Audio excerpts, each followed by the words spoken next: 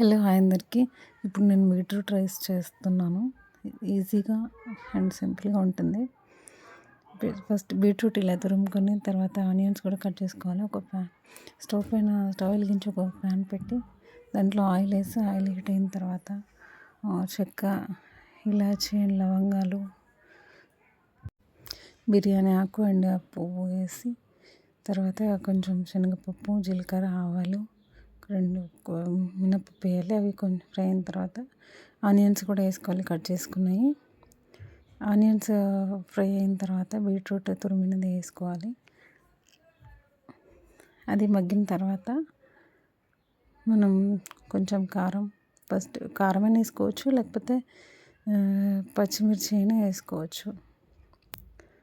ఉప్పు, కారం, కొంచెం ధనియా పౌడర్, జీలకర్ర పొడి అవి కూడా వేసుకోవాలి. తర్వాత అన్నం కూడా రెడీ అయింది.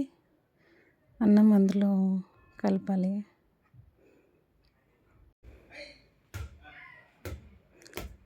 అన్నం వేసుకుని కలపాలి. కలిపిన తర్వాత రెడ్ కలర్ వస్తుంది, కలర్ఫుల్గా ఉంటుంది. కానీ టేస్ట్ మాత్రం చాలా బాగుంది. రెడ్ కలర్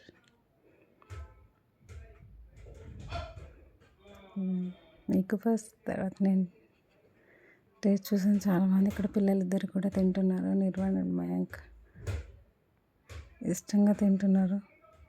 సూపర్ అని కూడా చెప్తున్నారు పిల్లలిద్దరు. ఆడుకుంటూ తింటూ ఉన్నారు.